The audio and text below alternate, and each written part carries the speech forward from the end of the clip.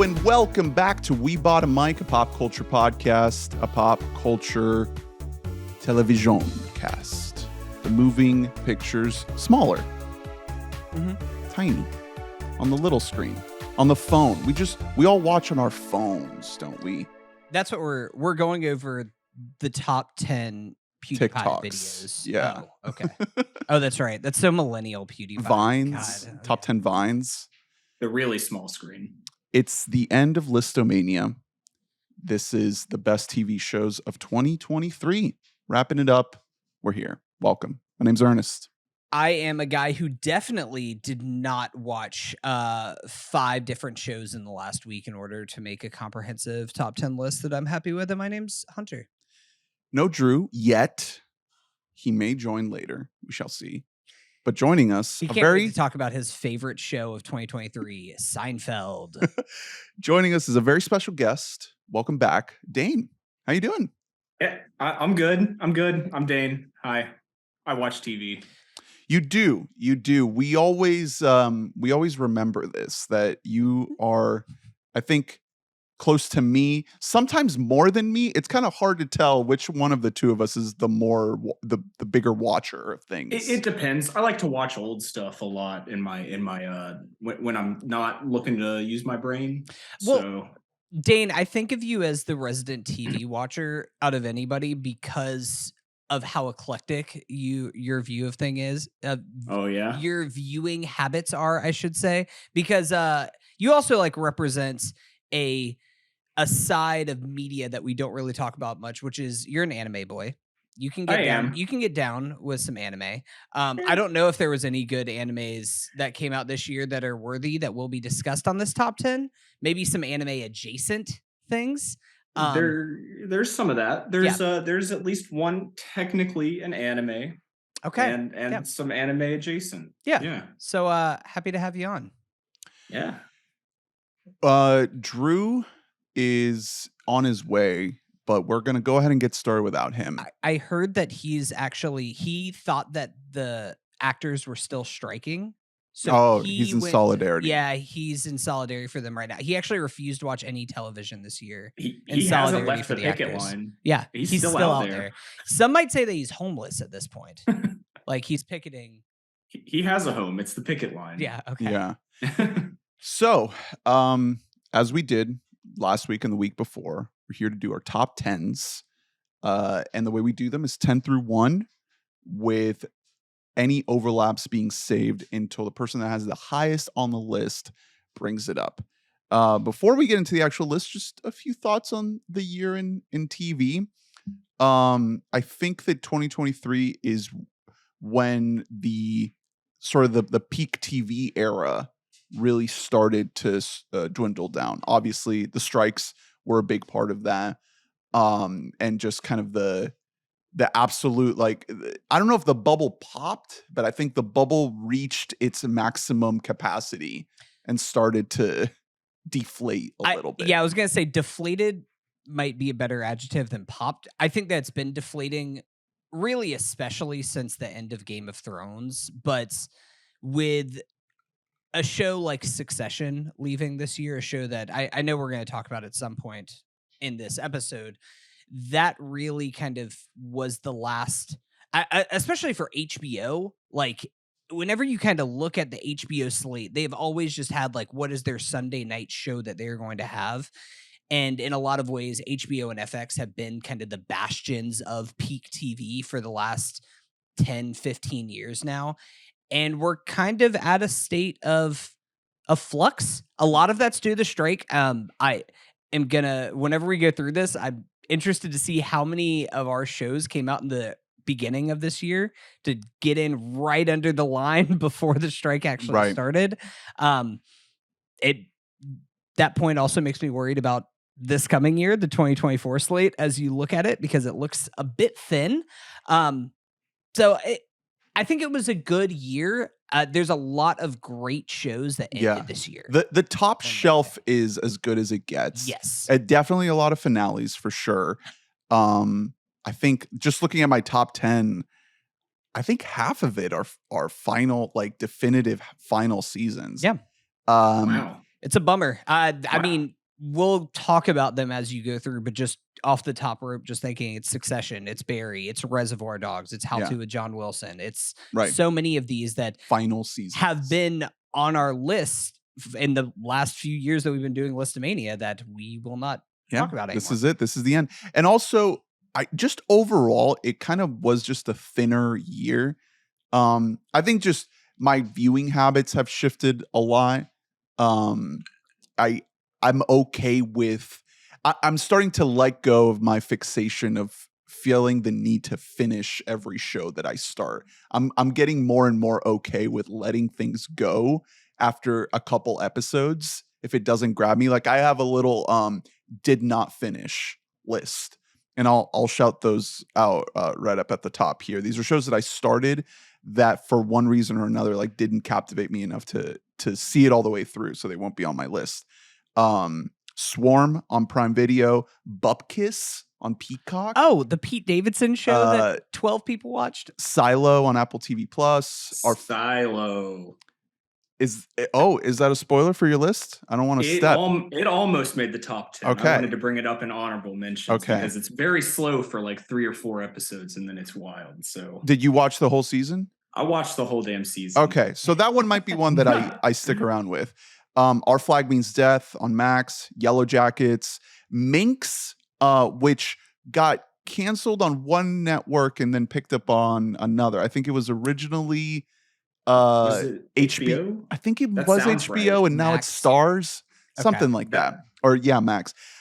Invincible season 2, which is only half of season 2. The other half is coming. I gave that like a grade of incomplete. Like I can't judge it on its full. And then so sad, Winning Time, which got canceled, and I was like 2 or 3 episodes away from finishing it, and I was like, well, I kind of just don't feel like and as you know, the Boston Celtics win the title, and then that's the end. The Lakers never actually win it. It's crazy. Wow. That is like the most, probably like the biggest victim of the strike that comes to mind, where like it just came out the wrong time of year. Like, I don't know.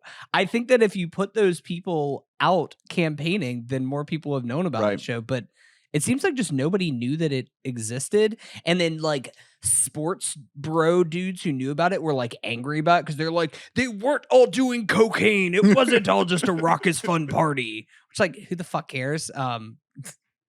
Any other thoughts on the year in TV, Dane, before we get into the list? Yeah, I watched an awful lot of Slop. And most of the Slop that I watched, I didn't finish. However, there is one piece of Slop specifically that I felt like I had to talk to as the anime manga fan. The Netflix One Piece. I knew that this was going to come up at some point in time. Not being terrible was enough for me to consider it in my list. It did not make the top 10 because it is still the most inferior form of One Piece media. But I do need to shill it just a little bit. Okay. That's great. Yeah. I watched a lot of TV this year, but I think I watched more unscripted stuff this year than I have in years past. And a lot of it was slop, I would say, but a lot of it was elevated. Like we might actually talk about some of the stuff that was on there, but some things that aren't going to make my list that I discovered this year. Great British Bake Off. Yeah. I watched a lot of Great British Bake Off. Did you watch the new season? The new season that just came out on Netflix this year. I need to get on excellent. that. It's really, really, really good. Some great characters that you want to feel for. And it's so funny because I was a Food Network kid, love watching Food Network shows like Chopped and all this kind of stuff. And I don't know. I think that's on Food Network, but another slop show that I did watch a lot this year was Worst Cook in America, which if you just want to see Nepo babies who are just like, I fried up a hot dog and this is my go-to meal. Or they're just like, I've only ever eaten out every single meal for the rest of my life and I have no idea how to cook anything.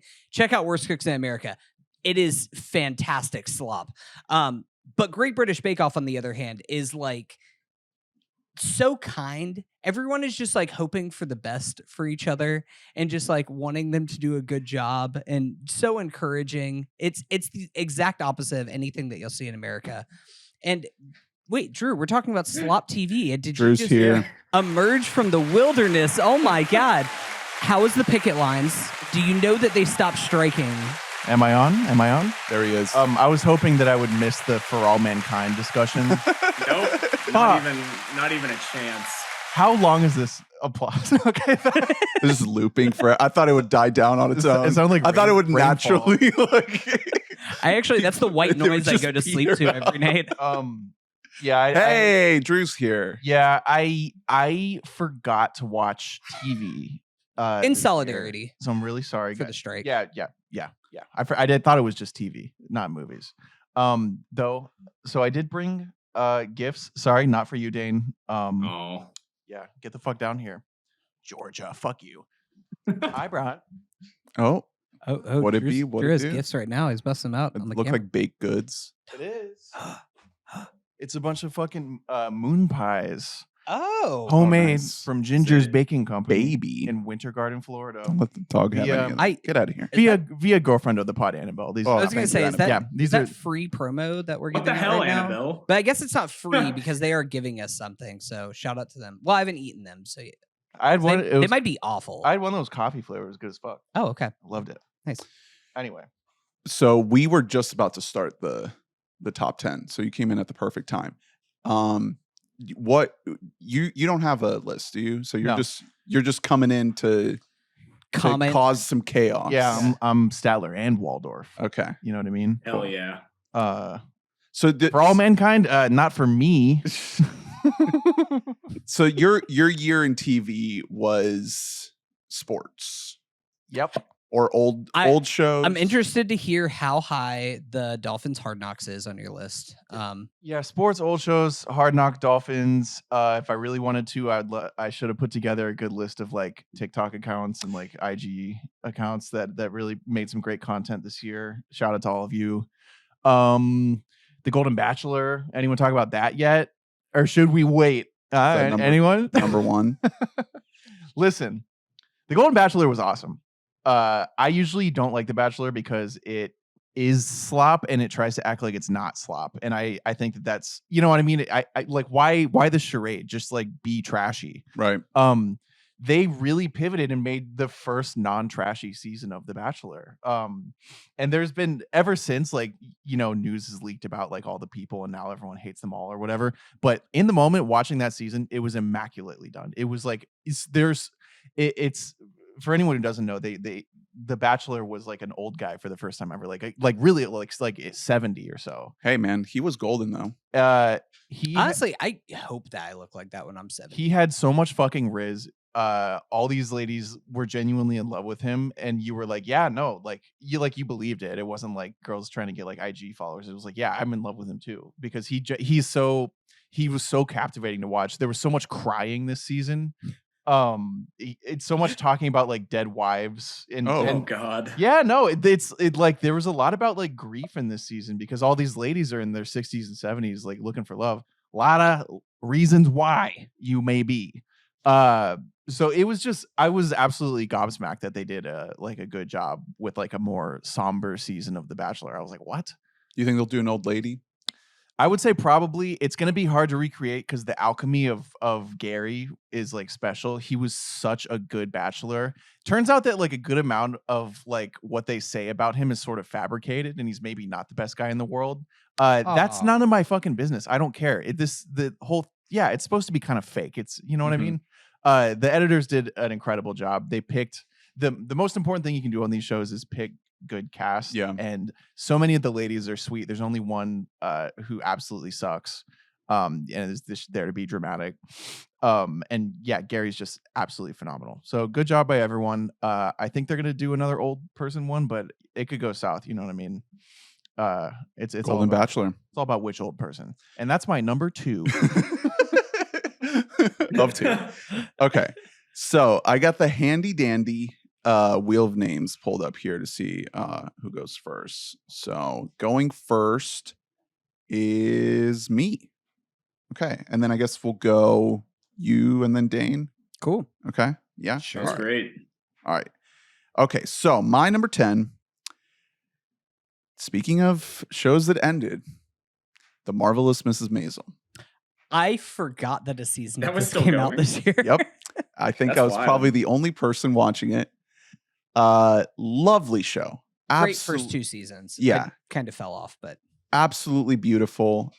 Maybe the best season of the show, I want to say. wow. Okay. It tried some really interesting things where it played with flashing forward into, I mean, this show is basically takes place in like the 50s and 60s. So we're talking like into the 80s, right? So it's still the past, but these are much older characters. And throughout this entire show, you're always thinking, this woman has children. Why is she on tour? Why is she like, doing all this like crazy comic philandering around town? You're a mother. And then in this final season, they loop back on that. And a big theme is like, oh yeah, she has kids and they grow up to be a little fucked up. iPad kids. Yeah, exactly. Also, it returns to the roots of the core of this story, which is with the Alex Borstein character. Just, our duo. Basically, of all the adventures of Midge and Susie, and gotta shout out our guy, Tony Shalhoub, the dad. He's just throwing heaters. It comes back to the core of this story, which is this relationship. And it shows it being strained and coming back together. And I just found it to be like really nice. This show's always been really luxurious and extravagant. And you don't lose any of that. You still get a lot of that great production value. But they ended it by focusing on the characters, which I found to be really, really nice. Is Luke Kirby as Lenny Bruce still around?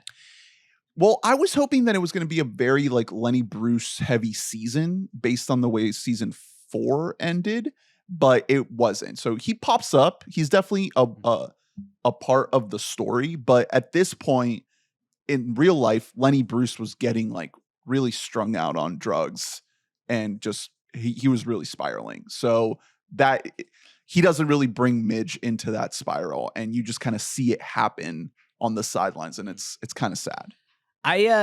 This is a show, and I don't mean this in a negative. I know it's going to sound like I'm saying this in a negative or a pejorative way, but like this is a show of like caricatures of people. And I mean that in like the best possible way. Like, especially like Luke Kirby's Lenny Bruce is just such like a like greaser, slicked back, smooth talking, snappy, witty guy. And that's the same thing for Midge. It's the same thing for what like Tony Shalhoub is as just like the overbearing Jewish father figure. Like I really enjoy like the blanket of this show, and the world that it kind of puts and you in. Every season has sort of a through line. Like there's the season where she's in the Catskills. There's the season where she goes on tour. This one is she gets a job as a writer on the Gordon Ford show, which is essentially like a Johnny Carson analog.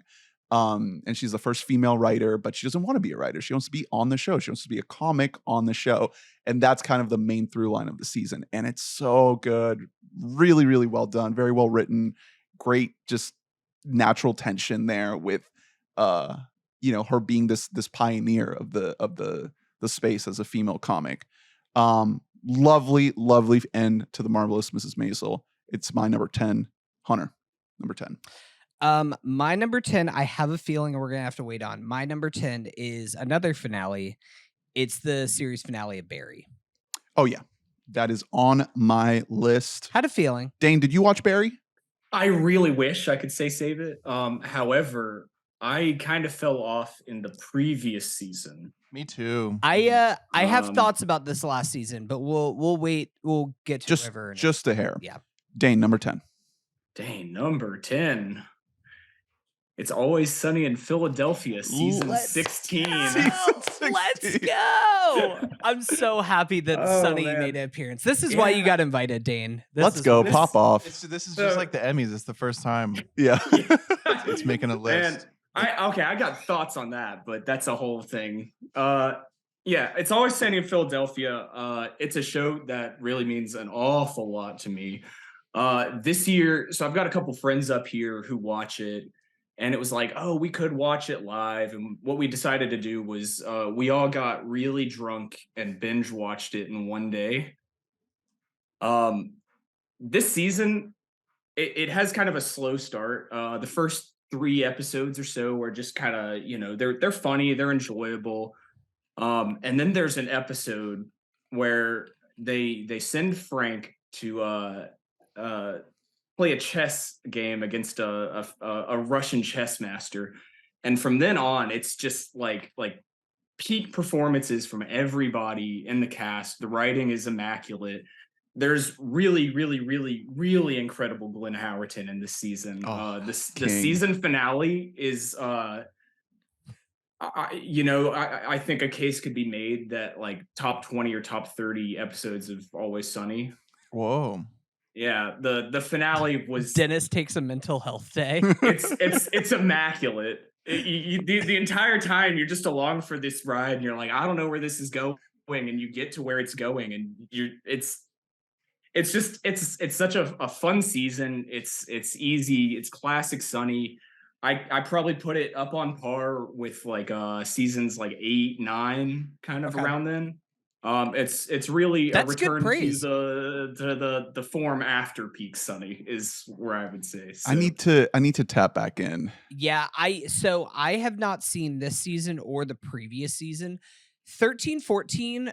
The thing is with Sunny is a really high floor, because even whenever you're watching an episode and it's not pressing the classic buttons. They aren't doing like Manhunt. They aren't doing like one of like a quintessential Charlie McDennis, like an iconic episode. Storm of the Century. Yeah, they aren't doing one of those. It still is just like better than like 98% of all comedies that you will ever spend your time watching.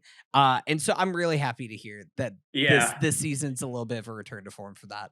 Yeah. Really wonderful stuff. I genuinely wish that they would like shoot the next season in standard def. Yeah, because like just to go back to classic. Yeah, it just looks so much better in standard in the 4:3 resolution. Yeah, absolutely. Yeah, make it ugly. Yeah.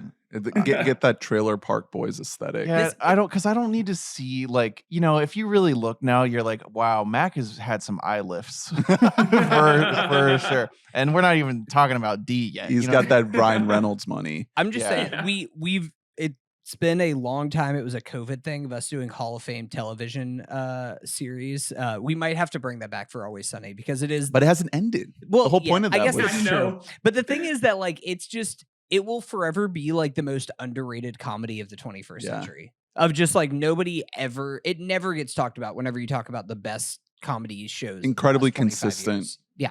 This is a great pick. I love this, Dane. I promise you, I'm going to find the time. Should I jump in with this season or should I go back a couple? Because I haven't seen the show in years. There's some lore.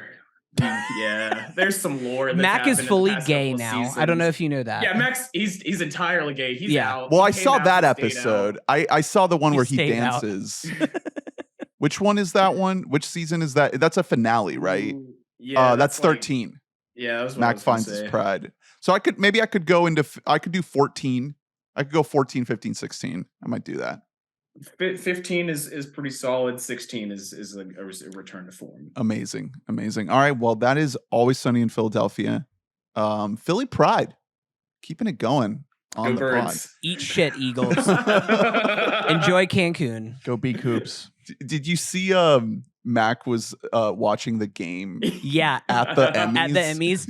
That is, dude, on his phone. Here's the thing. Fuck the Eagles, but God, do I love him. I love Rob so much. Yeah, Rob, not Mac. Just absolutely the real guy. That's Dane's 10. So we're back around to my number 9.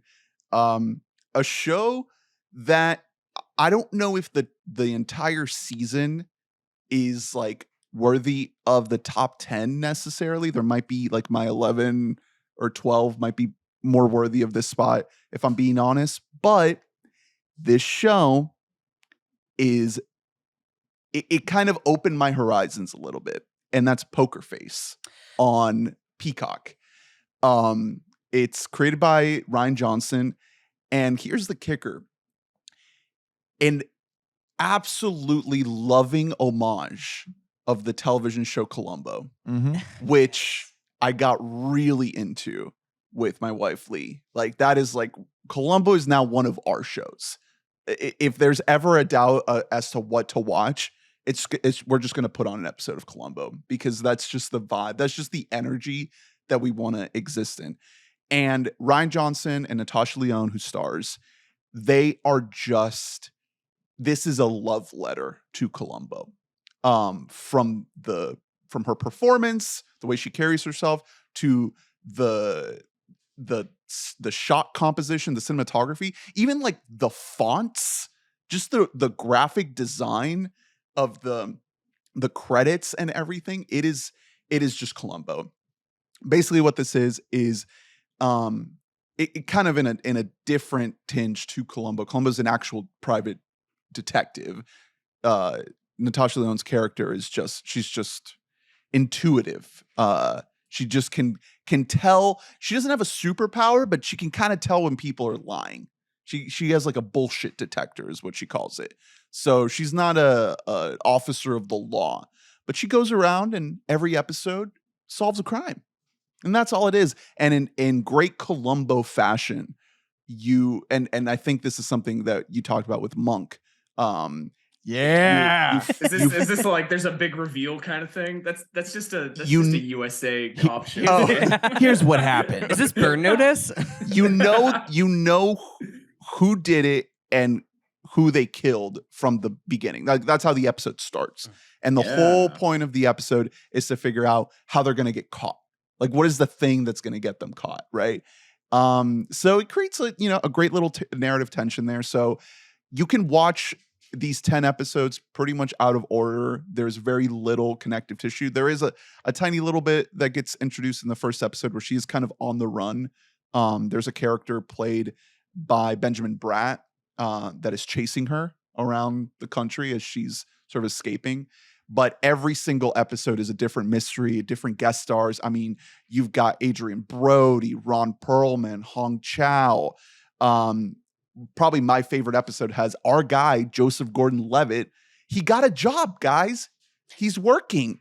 Was he the one who hit record? He did. He did hit record, yes. Cool. I had to make sure. He plays like just a fucking horrible person in that episode. It's so good. It's so good. And yeah, does he love his cars, his porn. Yeah, his girl. Yeah, his girls, his porn. Ryan Johnson directs 3 episodes, and Natasha Lyonne directs 1. So yeah.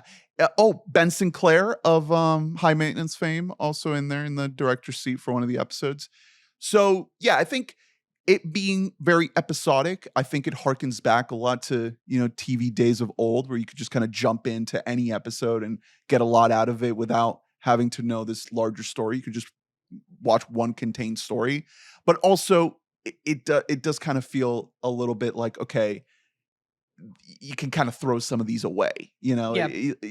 They're not all like absolute 10 out of 10 episodes, but it gave me a little bit of a different vibe from, a show like True Detective Night Country that just started. That is going to be you cannot watch that out of order. Like, that is an ongoing story you have to watch in order, which is what TV is now. So a little bit of a throwback, great introduction to the world of Columbo, which is now one of my favorite shows. So I hope it gets a season 2. We'll see. No one has renewed. Peacock. Did it not get renewed?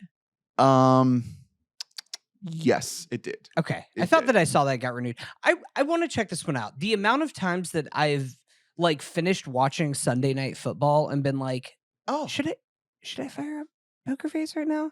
And then instead I just put on 30 Rock instead. It's more than half a dozen at this point, but maybe one day I'll get around to watching. Great show, great guest stars, and then Natasha Lyonne, absolute queen. Poker Face, my number 9. All right, Hunter, number 9. My number 9 is another one I am sure that we are going to have to wait on. It is The Last of Us. Oh, yeah. Yeah. I had a feeling. On my list. Okay, Dane, number 9. Number 9, probably going to have to wait. It's It's Drew's favorite show, For All Mankind, season 4. It did not make my list. What? It did. Yeah. Wow. Oh my God, Ernest, you're not Wow. invited on the spaceship. Yeah, I guess we can get into Dane, it you're now. gonna have to wait on it. It's my number 0. So we Right. Dane and I embarked on a journey last year to recap this show, to do exclusive episodes on it. Very underseen show. And we Under-listened episodes as well. right. Yeah. We came off of season 2, like just Season 2 was just like peak TV. Seeing the light of God. And then that's why we were like, we have to talk about season 3. So we did. We talked about season 3 and we were like, okay, little shaky, but it's still got the juice. It had its moments, you know, and that's kind of how I feel about season 4. Season 2 would have been like top 5 easy, no incredible problem. Yeah, that made my top 10 that year. Yeah, this, I think what really, really, truly did it for me is enough really good acting performances of government engineers who are upset with how the government is treating the programs they work on and thinking about quitting and joining the private sector. Interesting. Yeah, imagine that. Resonates, huh? Yeah, really, really got me right here. And you know, it's one of those things. You know, they do a heist. It becomes like a heist. Asteroid heist. It's wild. Yeah. And you know, it's really just incredible performances.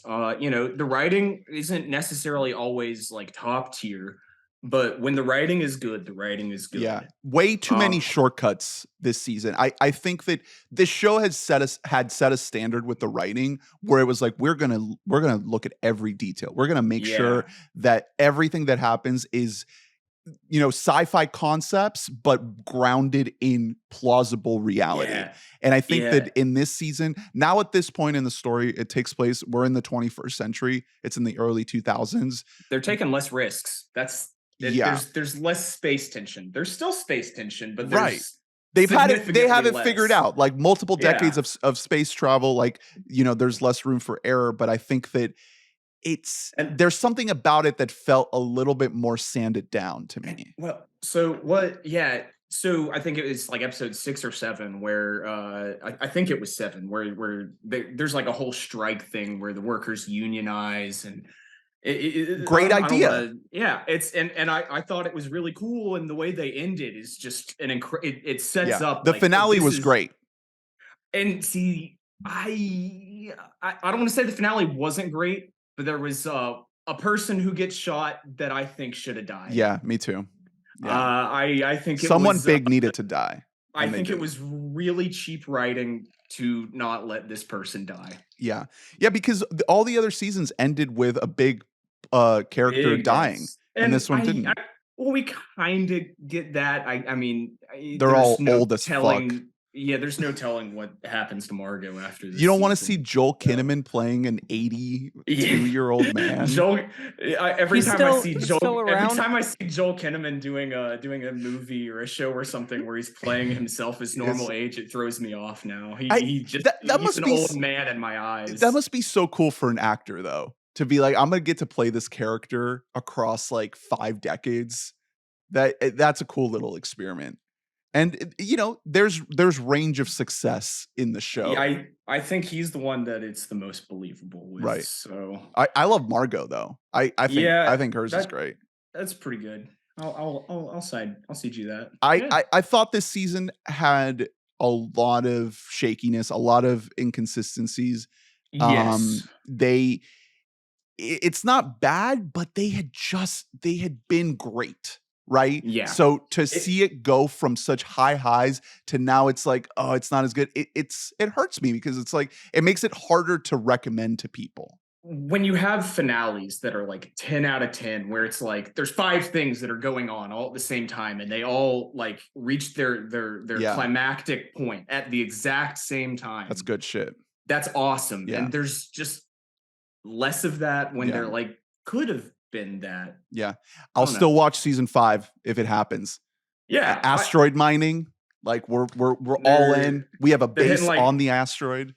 We're hitting like Plastic Beach era. You know, I don't think there's for the be music, more gorillas, but yeah, you know. Yeah, the needle drops are always fun. Yeah. Is it like only gorillas that play? No, they had there's a gorilla song, I think, in, it was Clint Eastwood. Yeah, Clint Eastwood in one of my favorite episodes of it's where it shows the dichotomy of the rich swanky engineers and the maintenance workers working in the sub levels on Mars. See, it's great concepts. Like I love these concepts of like space travel becoming so ubiquitous that you have the upstairs and the downstairs, you know, the high class and the workers. Like those are really good ideas operating here. I just wish I cared more about the characters and that the writing was a little bit more thought through, that had been a couple more drafts, a little bit more detailed planning. Yeah. But I still love it. Number 9. I don't know. Now that it's off your list, Ernest, I was just about to dive in for this podcast tonight, and now I don't know if it's worth my time anymore. For All Mankind is Dane's 9. It's still in my top 15, I think. 16, I think.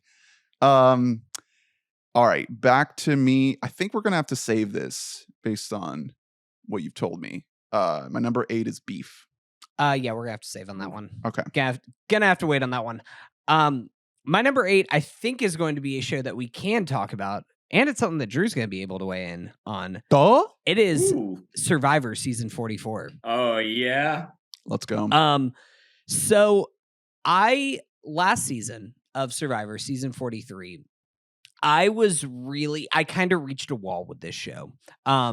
Spoilers for season 43, skip ahead 15 seconds, but the person who wins is this guy, an old man named Gabler, and it's probably one of the worst, like most undeserving wins that I've ever seen in the history of Survivor. Like it is something where I was like, this show is like unfixably broken. Like we have to figure out a way forward because the people who are the best at playing this show are just getting booted immediately. And so whoever's stuck at the very end is just whoever didn't piss people off. And it's just about who was like the nice guy who like made it to the end. And that's who we're going to give $1 million to. Yeah. So 40, 41, or 41, 42, and 43 were exactly that. Like really just disappointing the way that the seasons went on, and really just not a ton of like.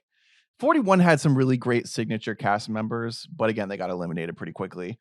I thought that 43 had great cast members, and like you reach the merge and it's like, this rocks. This is a great post-merge group. And then you're like, that's the best person. Okay, they're gone. Okay, now this is the best. Okay, now they're gone. And then the finale, who you're left with, there's like one person who is compelling, and they like don't get a single vote. Yeah. And you're like, I don't know what we're doing with this show anymore. Now, season 44, I texted you, and I think I tried to tell both of you, like, hey, you get like, because I was out too, but I watched 44. Like 44 is. So, I guess, were we watching it together, Ernie? Yeah. Yeah, I think we were, like, for a good amount of it, but I was really trying to sell it to you, Hunter, because like I shared your frustrations, and 44 is awesome. It rocks. It has like a couple truly iconic characters that are just like, if you are making Carolyn, if you're bringing back, dude, Carolyn is like the most insane. I want Carolyn to be on like 4 future seasons of Survivor because she is just such like she is so manic, emotive, and insane, and emotive. Her like face, she has like an underbite all the time, that she's like angry at something. Like I have never quite seen a human being like her on this show before. You never quite know if she is terrible at this game or a genius. Yeah. It's so unpredictable. She's genuine. I think she's one of my 5 favorite characters ever on Survivor. Yeah. Like ever. She's not like, I think she's so like, she's a type of person that doesn't exist anymore, which is someone who like does not act differently because they're on TV. Back in the day, if Survivor, you know, reality TV shows found a ton of those people because like there was sort of like a lack of self-awareness. Like people weren't used to being on camera, and they were just sort of like, well, whatever, I'm just going to be myself. Now everyone is way too fucking manicured on Survivor. It's people who like dreamt of being on Survivor their whole lives, and they're like, oh, I know how to act. Like I'm imagining myself watching myself right now, and that's informing everything that I do. Carolyn is just simply acting. Like she's just like being a person. And it's like it's great television. It's my favorite performance like of the year. It's incredible. It's one of those things where like she's not even like the best Survivor player that you will see. Like she is on the wrong side of the votes numerous times, especially like as this season is going along, but like she still finds a way to make it. I don't want to spoil where the season goes, but she finds a way to make it pretty far. I think that aside from her, it has like hallmarks of great seasons, which is just like really good voting blocks. Like whether that is a tribe that's sticking together like post-merge or just like a collection of people sticking together. You want to see people form those bonds. There's a showmance, which I can't even remember the last time that there was a showmance in Survivor. Hey, there's also one in 45. Oh, really? Yeah. Is there? Okay. Yeah. All right. Showmances are back. Showmances are back. The thing is that, especially on a show like Survivor, you vote those people out immediately because the whole thing or with Survivor is like they just burn themselves out. Or that too. But like you have to have people like you don't want people that have that intensive a bond to be together because then there is no wedging in between and getting you to stab somebody else in the back unless it's like blood versus water where somebody votes out their mom. I think that it's a truly like a throwback season. It's my favorite season since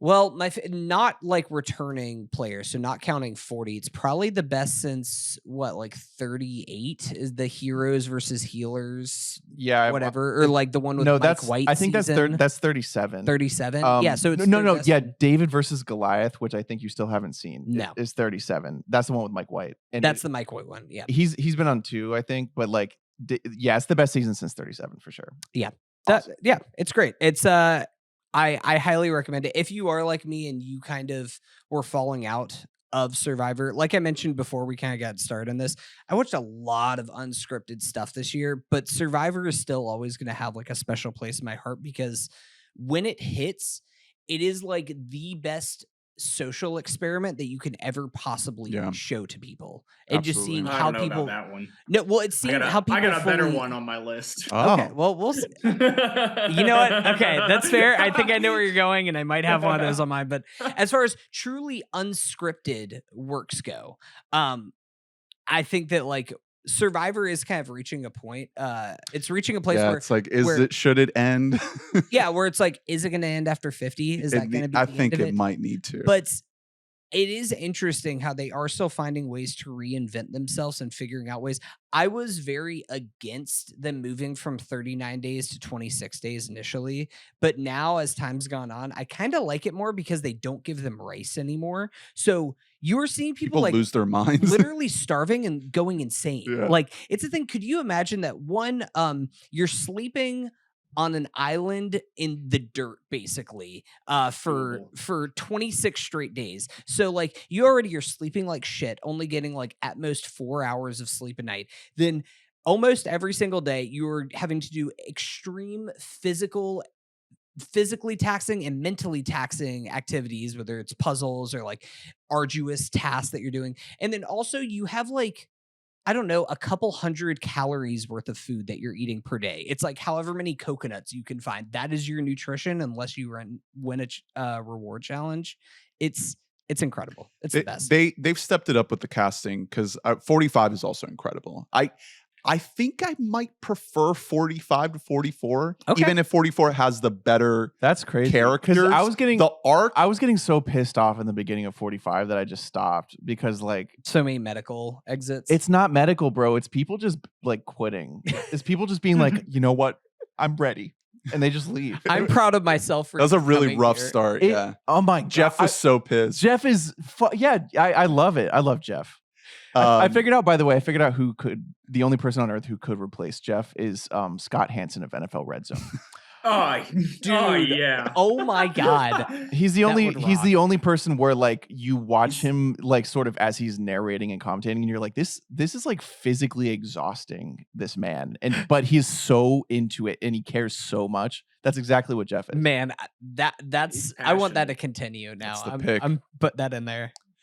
I recommend 45 too. Okay. I really enjoyed that one. I just started it, but I haven't had a chance to finish it. But I'm excited. Survivor, Nice. we're rebounding back a little bit. Survivor. 44 is Hunter's number 8. Dane, number 8. My number 8 is My Adventures with Superman. Wow. Okay. Yeah. Go off. I heard a lot of good things about this. Yeah. So I fucking hate Superman. That's where I'm starting. Superman sucks. He's the worst superhero. Yeah. There's like no when you like kind of understand Superman, I feel like there's not enough good like TV and movie media representing Superman. And this is kind of like a really, really fresh take. It has a really heavy emphasis on Clark Kent, not Superman. A lot of the enemies have really, the villains, they have really different but updated designs. So you look at somebody and you're like, I think I know who that is. Not entirely sure. Animation is really, really top tier. It's Adult Swim, I want to say. Is this like a mid-tier Superman? It isn't trying to do like an origin or like a late stage Superman. It is an origin. He has to earn his powers. He doesn't immediately have frost breath or heat vision or be able to fly. He kind of gains them immediately. You get to see Superman get his shit rocked by robots a lot. Okay. Which it's very nice to see Superman not look like he's physically winning a fight. That's awesome. There's not enough of that. And you know what I think what it really, really comes down to is just you can kind of tell the passion from everybody involved in the project, from the animators to the writers just trying to have fun with it. The voice acting is really top tier. It's just a really, really wonderful modern kind of vision for what Superman is. They kind of do some multiverse kind of stuff, but that's been in, I think everyone has to at this forever. point. It's like a requirement because Invincible is also doing it. Yeah, but Invincible did it back in like 2005, so it's not that weird. So. Oh wow, Jack Quaid is Superman? Yeah, Jack Quaid is Superman. Our boy nice. Can't stop, won't stop. Chris Parnell. Emphasis on the won't stop. I have no beef with Jack Quaid. He's out there playing his bongos and facts. The younger Russell kid. Oh yeah, I'm 4 Nepo babies now. Yeah. Well, this is a nice little surprise. I might check this out. It's on Max. Yeah, and it's like 10 episodes. The episodes are like 25 to 30 minutes or something. It's just a quick, easy little watch with a lot of heart. It's My Adventures with Superman. It stains 8. Back to me for number 7, Barry.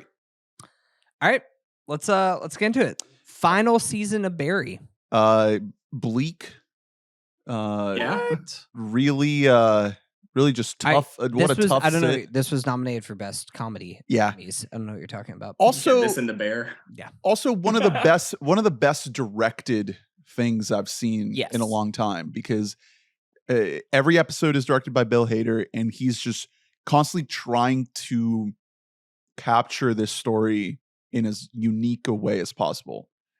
Every choice is him trying to do something you haven't seen before, or if you have, showing it to you in a way you haven't seen before. Like there's a moment where he wakes up. This is very late in the season, and he had spent the night with Sally, and she's gone the next morning. And that's a scene you've seen so many times, where a couple goes to bed under kind of like shaky circumstances, and then the next morning, guy wakes up, girl is gone. But the way he shoots it, the framing of it, I've never seen it that way. I've never seen that scene play out that way and feel that way. And there's so many moments like that throughout this season where he's either giving you something new or giving you something that fits within this genre and this type of story, but in a new way. It's incredibly efficient. These are short episodes. Every moment, every beat feels necessary. And yeah, I mean, it's bleak, but it's also weirdly funny too. It never forgets to be a the comedy. Dave and Buster's scene, that shot, there's a tracking shot of Anthony Carrigan and Michael Irby, Cristobal, like circling around each other, recruiting people to come and work for what is the business, like starting a sand enterprise, a legitimate business of just importing sand, and like that's the player. But the way that it is shot and the script is so fucking funny that it does still have those moments of classic Barry in it. I don't remember if I said this on the pod or not, or if I just said this privately, but like whenever I was watching this season, it felt to me a little bit like Bill Hader is like, I'm done with this and I want this to be over with so I can work on my next thing. There's a lot of like racing to the finish line here, where it's 8 episodes, right? I believe that the last season's 8. Yeah, it's 8. I think that's like on par with the rest of the seasons, right? Yes, but it's just there's without spoiling anything, there's a time jump that happens here. And it feels it's done like really well, I thought. It's done well, but also it's just like we had more story to tell. There's a lot of yada-yadaing that happens in this last season that doesn't happen in the previous seasons. Or if it does happen, it is done a little bit more skillfully. And I would say that the last couple episodes of this, while they are satisfying in their own way, and they do resolve themselves in something that is satisfying overall, it just feels a little bit rushed. Especially, I think it's also like, and this isn't a one-to-one comparison because they're very different shows from each other, but like comparing this season finale to something like Better Call Saul last year, where it's just like Better Call Saul is like, yes, you delivered the exact final season that you needed to deliver. That this was so, it felt like, and they've from been the very teasing the time jump for a long time. And not only just the time jump, but it's something where like you could tell from day one they knew how they wanted to end Better Call Saul, and I didn't really get that feeling with Barry. With Barry, it feels a little bit of like, and I'm not sure, a lot of writers do this in ways that are very affecting, but it's like I want to write myself into a corner so I can write my way out of it. And that's a little bit of how Barry feels, particularly in this last season, is we have to write our way out of this, but then also still tie up all the loose ends that we can here without like abandoning the tone. But also we've come to think about how it started. It was a hitman trying to be an actor. That's the thing. I feel like I'm grading this on a curve. Like, is it the 10th best show of the year? Or does it deserve to be higher? Probably deserves to be higher, but I'm judging this based on Barry as a whole. Go ahead, Dane. I kind of lost it, but I was going to say something along the lines of like relating it to season 2. Season 2 was when it starts to get, that's when it really starts to ramp up. So like the end of season 2 is whenever he finds out about the Henry Winkler finds out.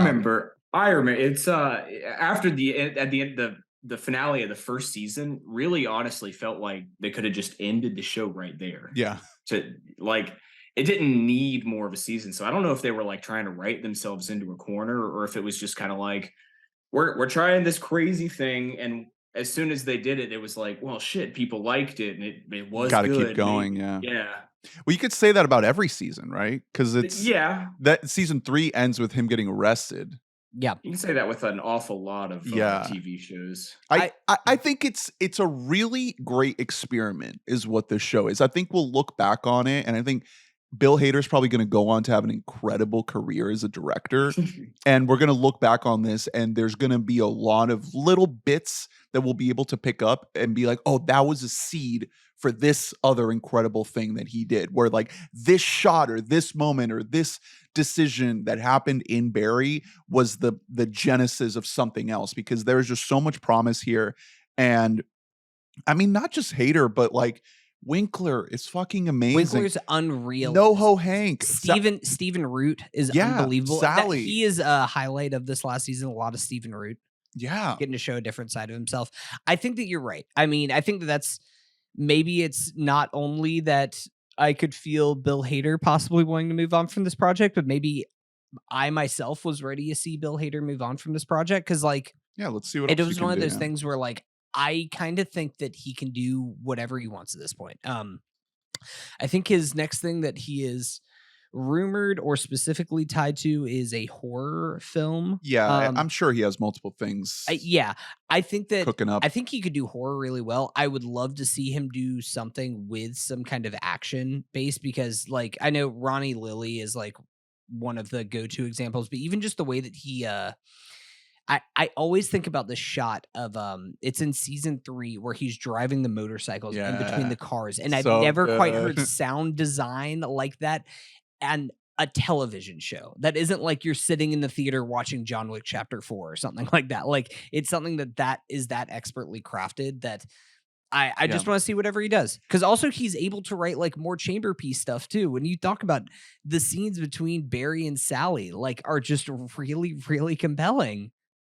Yeah, I'll be thinking about the ending a lot too. Just like the very last few moments of the season. I won't give it away because a lot of people haven't watched this show, but this every week it was this and Succession, like back to back every Sunday, and they were just so drastically different. It felt like the horrible things that were happening on HBO those nights, and when they both ended.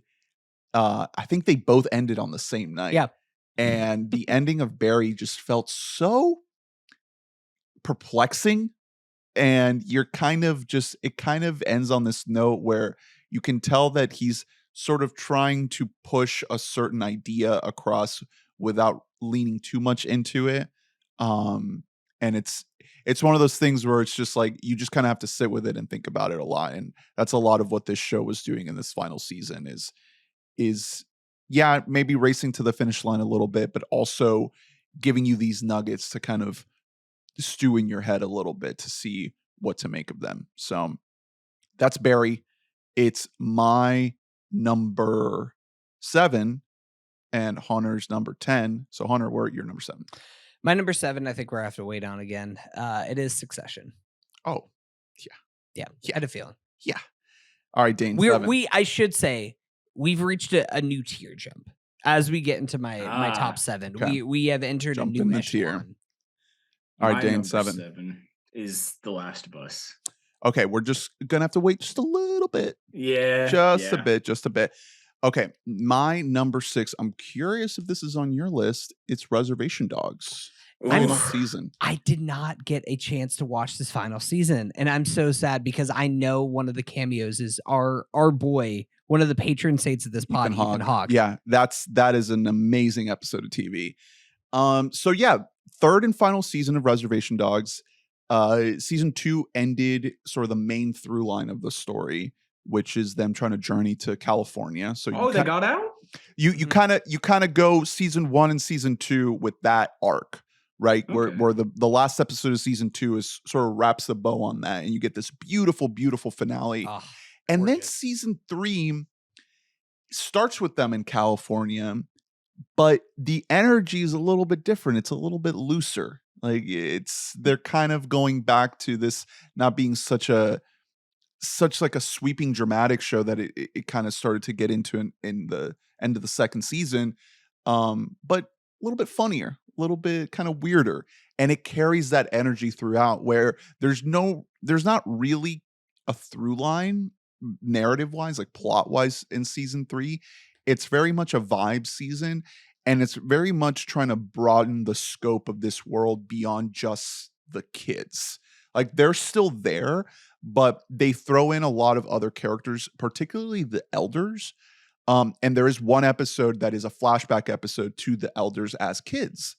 So I think kind of the idea of this final season is trying to not only give you a little bit more insight into this, native community in the reservation in Oklahoma, but also this idea, I think this is very much like a cultural native thing, but this is also a thing in other cultures, Hispanic, Asian cultures, where you have really strong ties between the youth and the old. Like there's this loop that starts to happen where young people and old people are drawn close together and they spend a lot of time together and they behave in a lot of similar ways. And I think if you take a step back, the bigger idea here is just this idea of like, we don't ever truly grow up, and we don't always. There's never an official crossing of the threshold from kid to adult. We're always just trying our best to figure it out and to make it in this life. And there are so many great moments in this season that encapsulate that, where you kind of flip the roles a little bit, and you have the elders being very juvenile and childish, and the kids having the ones that step up and be the mature ones, and sort of teach the elders a little bit. So it's really weird. It's really fun. It just kind of keeps giving you more of this world that you grew to love in seasons 1 and 2. I'm sad to see it go, but it ends on a really good note, and it just feels in a lot of ways like just an epilogue. Like, just you get a little extra. It's not really overstaying its welcome or anything. It's like, you got this great story in seasons 1 and 2. Here's just a little bit more. Here's a little bit extra to kind of sweeten the deal a little bit. I'm really sad I ran out of time to watch this one. Res Dogs was on. It's been on my list the last 2 years that we've done this Listomania. I absolutely adore the show. This is one that we mentioned Winning Time is like more of like the big loud victim of the strike, but this is one that I'm so sad because of the strike. They never really, whether it's Sterling Harjo, the creator, or the cast, never really got to have that swan song goodbye to do their little press tour because of the strike, which is so tragic. I think the show is special. I think that like it's almost going to work to its benefit long term that it is only 3 seasons, that it never very overstays its watchable. welcome, that it is like 3 8-episode seasons. I think they're all 8 episodes.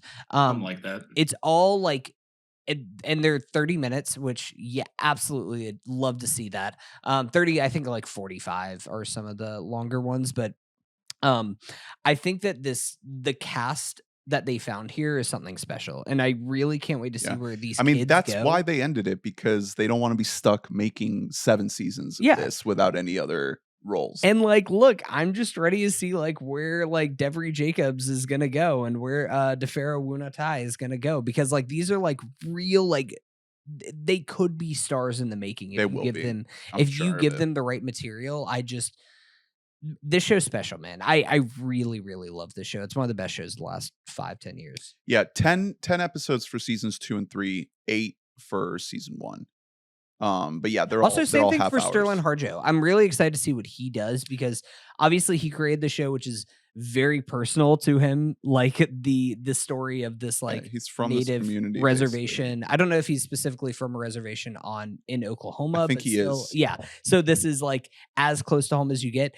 It can go kind of both ways whenever you have a filmmaker like that who's making something so deeply personal, if they're able to imbue that into future projects. But I have hope for him, because aside from the general idea and telling a story that like we've never quite seen a coming of age type story that looks like this before from this point of view, it's also just expertly written. Like episode to episode, it is really funny. It is really profound. It is very unique, and it has such a different perspective that you have seen something else before. It gets weird, it gets silly. The use of like the owls and like blurring out the eyes in season 2 that you see and everything. I mean, there's so many touches like that. They're just like so carefully calculated. There's so many there's this one episode there's this guy who basically thinks he's convinced he's living in like a Mad Max scenario, and he's just riding around the desert with a fucking steampunk getup. It's great. It's not trying to be serious. I mean, it gets sad and like dramatic, but it has such a unique sense of humor. It's very, very entertaining. Reservation Dogs, my number 6, Hunter. Number 6. Well, Dane, we're about to get an answer to your question that you asked before we started recording this pod. I think we're gonna have to wait on it. My number 6 is I think you should leave season 3. Yeah, we're gonna have to wait on it. Wow. Yeah. I know. Not much. Yeah. But we're gonna have to wait on it. Oh, is this on your list? Yeah, this is my list. It's just this. We'll get to it whenever we get to it. Okay, Dane, 6. Oh, my number 6. the unfortunately canceled second season of The After Party. Wow, this is so high up. Man, oh my gosh. Yeah. This is another one that I just ran out of time to get to. Me too. I love season 1 so fucking much. There is the kind of theme of my list was like, it's not necessarily what like people would consider the best, but like what I enjoyed, right? It was a great season. And when I say the writing was great, it was fine. It's honestly the comedic performances and the direction that have placed it this high on my list.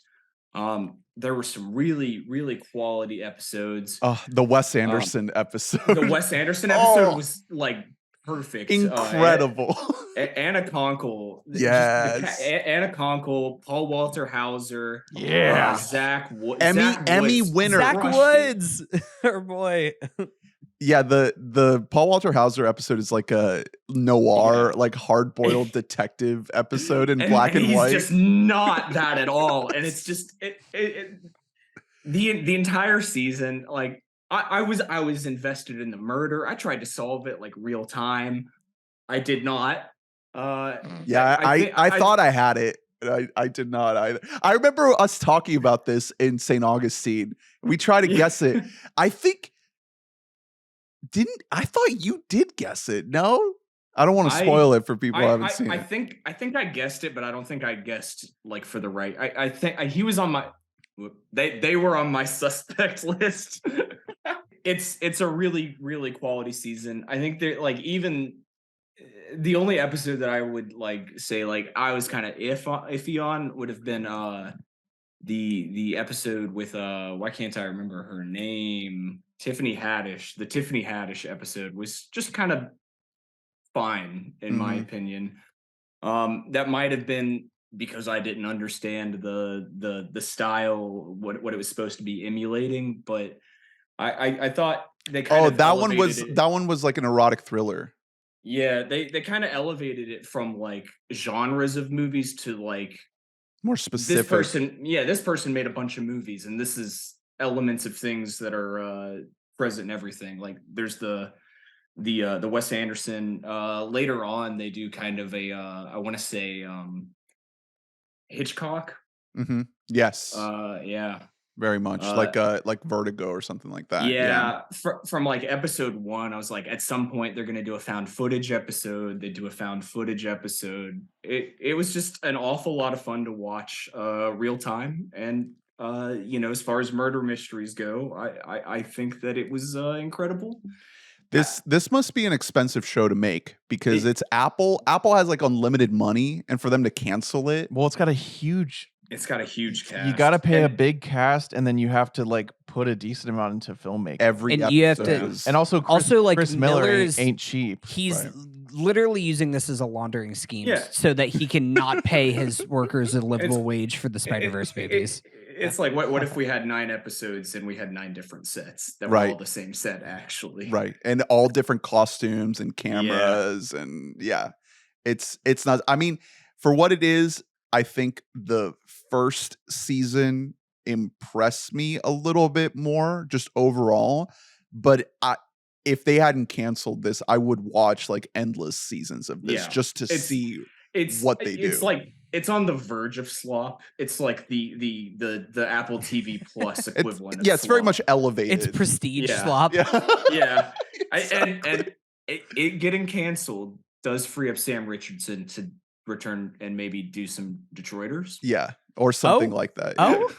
Detroiters come back. He is so good in this. Like you buy him so much as just a guy, just a regular romantic lead type guy. Just put him in anything as the lead. He is not doing his silly, crazy, wacky thing. He is just a normal person, and he does it so well. He's got he can do all sorts of comedic acting, whether it's back the rom-com style, like I'm just gonna have like little one-liners, or to some I think you should leave, like he's entirely made of metal, like metal. Shout out to our English king who's just pretending to be an English king with Jack Whitehall. Jack Whitehall. This has been a great year for alums of the Channel 4 series Fresh Meat. Any okay. Fresh Meat heads out there? But Whitehall was a frequent guest on the British panel comedy shows I used to watch. Between him and the villain in the 2023 film The Marvels, played by Zawe Ashton. Great year for Fresh Meat. That I can't wait for that movie to get released. Dane, I was going to ask you later on in the pod, but since you brought it up now, how deep of a playoff run do the Lions need to go on for us to at least get like a Detroiters segment with our boys? Because they're at every single Detroit Lions game now. They gotta make their championship. I think that's like it. if they make the NFC championship, will they be there? Yeah. Doing a Detroiters. Okay. Without give a it to doubt. me. My teams are all eliminated at this point. I'm just waving the Lions flag and just going full restore the roar at this point. I was 13 years ahead of my time when I jumped on the Lions bandwagon. Watching Matt Stafford throw to Calvin Johnson and be beautiful as they lost by 45 points. I'm here for one thing, and it's the 50-yard bombs down the side of the field. Let's go. So the after party, RIP. Season 2. Is Dane's number 6. All right, top 5. Here we go. Let's get into it. The Last of Us, my number 5. Okay. We did a big fatty ep with friend of the show, Javi. When this dropped. Feels like forever ago. Crazy. I know, it truly does not feel like last year. Well, it premiered in January. Yeah. So I had almost forgotten it and almost left it out of my list. It was one of the ones that I was like, oh yeah, that did come out in 2023, didn't it? I think the show is incredible. I know that there's a lot of holes that can be poked in it in terms of just how it fits into the continuation of this genre, this apocalypse zombie genre, and just the bloat of the prestige TV era. But I think that if you just zero in on what the show is trying to do in terms of adapting this video game, how it deviates from the video game, how it finds this beautiful humanity in these characters, and in pretty much every way improves upon the story of the game and sheds a lot of the unnecessary stuff that we don't need. This isn't really an action-heavy show. I mean, you do get a lot of action-packed moments in the season. It's not like this is just nonstop talk. Like, they be shooting, they be hunting down, like, people get fucked up. There's gore, but that's not what the show's about. It's about surviving, it's about living, and it's about the difference in those two. How do you live versus how do you survive? Now, you're the only one who played the games out of all of us here, right? I think so, yeah. I started the games and then I was like, I don't like games where I have to hide. So Yeah, I stopped playing it. And I know I I- should give that another chance because I played it when I was like a teenage boy and I was like, I want to shoot something. And that's not how you play the game because it's very story focused. I can't do like jump scares like at all. So like horror games really don't do it for me. But when I saw that this was getting a TV adaptation, it was like, well, now I'm like for sure not going to play the games because I'm going to get some flavor of this story in a TV show. And I think that really made it accessible for a lot of people. Yeah, because you're getting pretty much the game. Like, for the most part, it's You're essentially getting the game without the sneaking around. Exactly. Right? Yeah. And I said this at the time, but you're getting the game with better performances because these actors are all incredible. All the performances across the board are great. So you're elevating that, and just the world building, the overall look and design of the show is gorgeous. It doesn't feel like they skimped on this one. Like, they really just wrote the fucking check. HBO was like, look, Game of Thrones is over. Yeah, we're doing House of the Dragon, whatever, but you guys, like, go for it. Absolutely go for it. I think they knocked it out of the park. I really, really love this. I cannot wait to see what they do with season 2. It's gonna be a doozy. It starts shooting soon. Got some casting announcements. Our girl is gonna be Bella, grown up Bella, Caitlin Dever. Caitlin Dever is cast in one of the most complicated roles. Yeah. Ever. I will say somehow I have like avoided Last of Us, as particularly Last of Us Part 2 spoilers.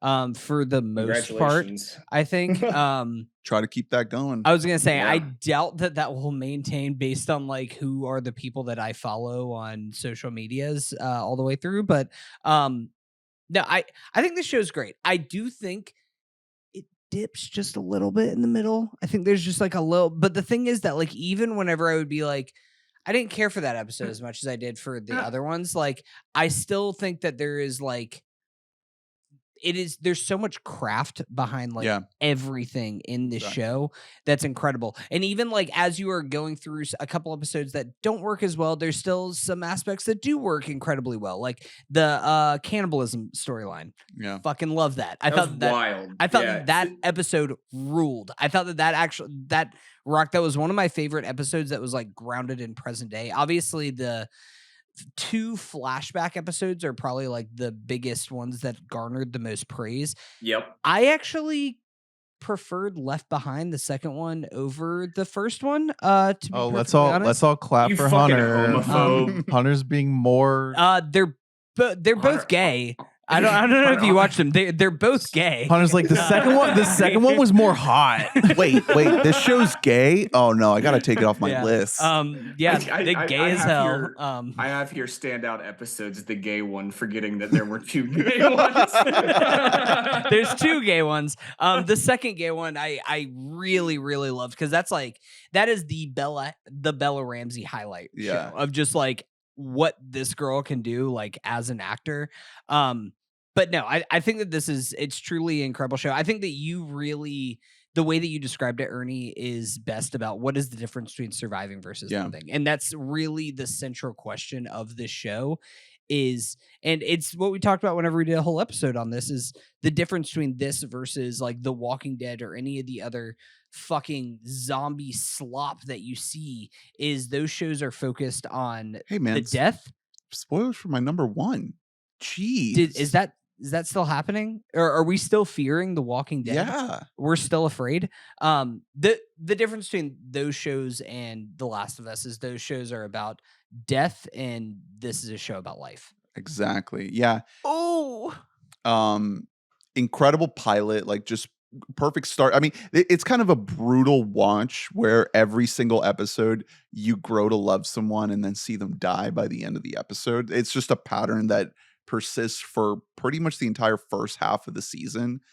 But somehow it doesn't feel punishing. It doesn't feel like you're signing up for the most demented shit ever. It feels somewhat hopeful, somewhat beautiful. It doesn't feel cheap. I think it is punishing at points. I would say points, punishing, but it's never cheap. It is always earned. Yeah. The punishment that you're going to experience.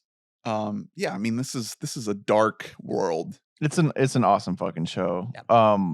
Really excited for season 2. I wasn't super thrilled with how season 1 ended. I felt kind of rushed to me. But I know that like there's a whole lot to get to. Like anytime you say that around someone who's played the games, they're like, yeah, just wait a second, buddy. No. Well, I mean, I was like, watch the first episode. I was like, I don't know, these Fireflies, pretty good, wholesome, seem like really good, upstanding guys. I don't know. The show, the last episode, I think, does wrap things up a little bit quick, but he just kills those guys. Bam, bam, bam. It's tough because in the game, like, the time is taken up by you like sneaking around shooting people. Like that's what you're spending your time doing. So I think the show smartly like just compresses all of that into a single montage, like solemn sequence set to music, and you're not just set to like Johnny Cash's cover of Hurt. Yeah, like you don't have just this drawn out action.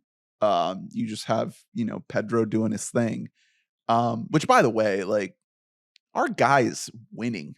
Go off. Our guy is like out here just calling Kieran Culkin just absolute slurs on stage and getting bleeped on stage. Listen, with he's an like arm in a sling. He's our boy. He's like best friends with Nick Cage, which you absolutely love to see. Yeah. They're boys. He honestly is like that movie rocked. Unbearable weight. I'm glad that you saw it. I saw it in theaters. It was awesome. You and like 42 other people saw it in theaters. He's rising up the ranks as just like coolest guys in Hollywood. Fantastic Four. It's happening. You think he's actually going to do that?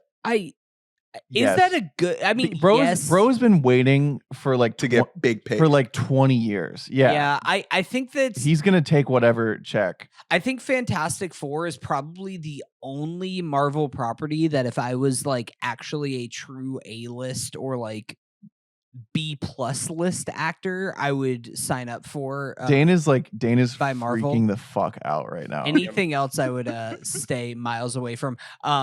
If I was an actor. I'm sorry. We're watching Dane do like a slapstick comedy routine on the Zoom right now. What's going on? Are the spores taking over? All right. The Last of Us is my number 5, Dane's 7, and Hunter's 10 or 9. Sorry. It's my 1 or 2 or whatever. Okay. All right. We're building something in real time. Yeah. So we have 2 shows so far. We have last and first so far. Okay. And first might become second. I think you should. Last of Us is Drew's only show. No. There was the Golden Bachelor in there too. And Survivor. And Survivor. Yeah. Okay, we've got a 4. We've got got oh my God. what I'm learning. What What I'm learning is I'm basically a TV watching machine. Yeah. I mean, it's just the essentials. That's really all you need. You got all your bases covered. So my number 5 is extended episodes of The Office on Peacock right now. All right. Hunter, number 5. So I think I forgot to mention it up at the top, but I'll say this now because we're really reaching that zone. For my list, I decided to, especially at the top, reward things that I have truly never seen before on TV. Like reward things where I think it is something that is transforming the medium in a way that I have not seen before. This is something that I have sent to each of you individually, and I do not think that any of you have watched it. This is Dorktown Presents: The History of the Minnesota Vikings. Is my I watched one of these. It's just so long, but like it's like 8. It's like 8 different videos. It's 7 episodes. It's totally. It is a 9-hour documentary series on the history of the Minnesota Vikings by John Boyce. John Boyce. I confirmed. It is just Boyce. He is not French. He's very much an American dude. Yeah, very like he's like from Georgia. So this is a series that is following the history of the Minnesota Vikings. I am not a Minnesota Vikings fan, but is this a goddamn YouTube channel? It is a YouTube series that's done by this guy. It is a documentary. Here's series. the thing. I think that not just for you. I think if you are a fan of the NFL, I think that this is about as much of a must watch as anything that you will ever see. This is not only a history of the NFL. It's also like kind of a story of America over the last 50 years.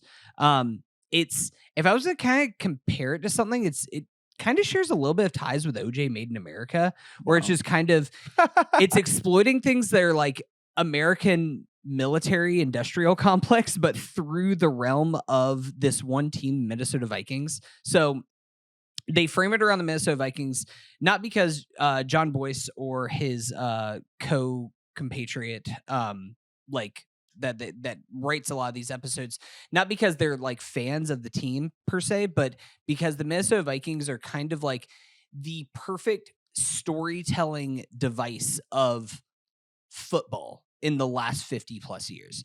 The Minnesota Vikings are the 3rd winningest franchise in NFL history, and they have never won a Super Bowl. And not only have they never won a Super Bowl, they have never had 3 losing seasons in a row. Winning. Or no, they have never had 3 losing seasons in a row. Oh. The only team in the NFL history to never have 3 losing seasons. Wow. They've gone like 7-9, 7-9, and then immediately 11-5 or something like that. Like they are a team that is, they've never really had a rut in the same way that even something like the Steelers or the Cowboys, there are some of these like perennial all-time teams that you think about. They've never tanked. They've never bottomed out. And because of that, it becomes kind of the perfect use of this documentary series, and especially the YouTube medium, to kind of display them through these decade entries. So you can start with like the 60s, 70s and look at like the Purple People Eaters, which is like this dynamic, insane defense, and then go through the 80s and through the 90s of the Randall Cunningham and Randy Moss era, into the 2000s with Adrian Peterson, and into 2010s with Justin Jefferson. They have so many fucking cool players that you don't even think of whenever you're thinking about the Minnesota Vikings. But as the series kind of goes through, it breaks apart kind of perfectly in the 2010s, or in the by decade to decade, that they'll kind of fall to where you think they're going to bottom out, and then they always find a hero that comes in. And whether it's somebody that they draft, or whether it's bringing in 40-year-old Brett Favre off of his like 4th retirement, who's going to lead them to the NFC Championship game, they can always find a way to just rebound back and to get them right on the precipice. But again, they're always left right there on the precipice. And it's something that is, it's so fascinating going through this entire story, looking not just them as a specific franchise and as a team, but looking at them through the lens of America.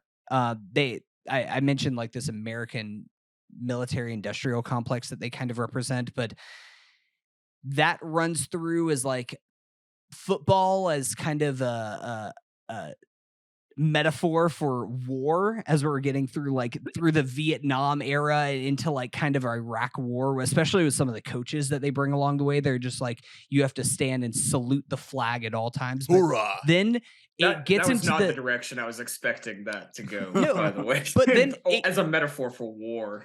No, well, it does kind of touch on that, especially they have one coach. There's a lot of characters, which I will say, just shout out to, again, the filmmaking behind this, that they are able to create these characters that feel like something from a Hollywood story. And football is such a dramatic game that can very easily become, there's a reason why like most great sports movies are football movies, because it's one of that and basketball are like the best for like, we are going to amp up the dramatics to the nth degree to raise the stakes here. But it goes all the way through to the 2010s, to the kind of the Colin Kaepernick and the era of racial justice that we are still currently into this day. I think episode 2 is called like What the Parades Are For, which is basically just talking about like the only thing that can stop a city is a Super Bowl parade coming through for your town. That's the only thing to this day that we can compare to like the war is ending March parade coming through town. And then that all kind of ended around 2016 with marches that were happening, not just starting in Minnesota and Wisconsin, that whole area, but around the entire country. I just really think that this is like about as beautifully told a story as possible. I will also say the way that it is presented is unlike any other documentary that I have ever seen, especially any kind of sports documentary. A lot of Google Earth. That's so. It's like ultra low budget. It's like, which I don't know if anyone has ever tried to like do keyframes in Google Earth, but it's actually not that simple. Like no, it takes a lot to like frame the camera in Google Earth and have it move smoothly how you want it to. Yeah, man. I will say I think that along with watching this, I think like a must digestible piece of media is IndieWire did a interview with John Boyce where he talks a little bit more about how he actually created this. And yeah, it is all on Google Earth, but talking about just like using this story of the entire history of the Minnesota Vikings, but using it through stats and through vectors and just how he's displaying it out Yeah. I think I said this is a must watch for sports, for like NFL fans, football fans, but I also think that this is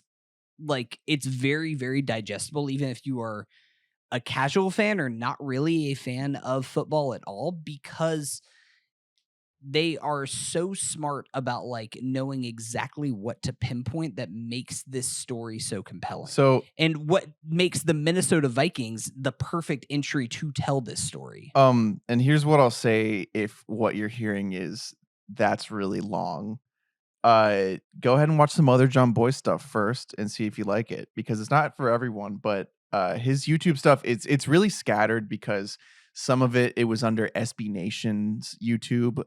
This is Secret Base. Yeah, and then there's Secret Base, and there's like Dorktown, and there's like there's so many different little series he's done on his own YouTube channel, like just JON space BOIS. He has a series called Pretty Good, which is phenomenal. It's incredible. That was my introduction to John Boy. Yeah, if you just go to his YouTube and sort by most viewed, 220 to Nothing is a great one. It's, again, like super like dingy, low budget, really good storytelling. It's literally told like via stop motion, like really shitty stop motion of like little football figurines. And then Chart Party is another great series that some of them are still up on his YouTube page. Because John Boyce has like a beautiful mind. Like he's like this weird, he's obsessed with like statistical anomalies, basically. And almost everything that he talks about is in some way, it's either like a super like underknown sports story, or it's like a true, like, an absolute, like something that you could isolate on some sort of chart and it'll be way far away from everything else. Yeah. Cool guy. I will also say he's done a couple of these history ofs. He did one for the Atlanta Falcons and he did one for the Seattle Mariners. He likes covering losers, but like he loves talking about like losing sports teams. Yeah. But like I think that there's something about the Minnesota Vikings that's just like, it's so poignant, and I don't really know how he exactly like found it. It starts with the tale of like, why is Minnesota even named after the Vikings? And it's somebody like finding like what are probably like fake runes etched into there, where they're just like assuming that the Vikings channeled through some fucking rivers coming from Newfoundland and then went through Lake Erie and Lake Superior and ended up in fucking Minnesota. It's probably all bullshit, but like it's then can kind of go back to this whole metaphor of the Viking, of like, despite no matter what, the Vikings are just going to keep fucking strolling along. They're pillagers. They're going to be like savages in some way. They're here to disrupt the norm.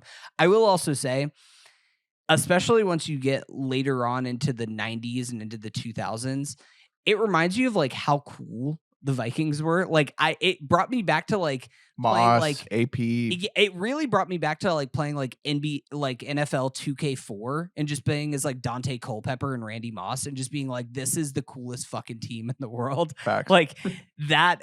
Of course, Adrian Peterson, it goes through his whole rise and kind of fall off that he has. But even going back, like the Randall Cunningham 1998 season is like the original, like the 2007 Pats would not exist if it wasn't for that season that you saw. And the now, I guess 2021 Chiefs or 2019 Chiefs are the closest modern analog of that. But it's incredible. It really, more than anything, one of the reasons why I have it this high is because I was very, very disappointed with the documentary films that came out this year. I think this was a really, really weak year for documentary films, and documentaries are something that like I always love the art of films. I generally try to have like a doc on my top 10 of the year if I can have one.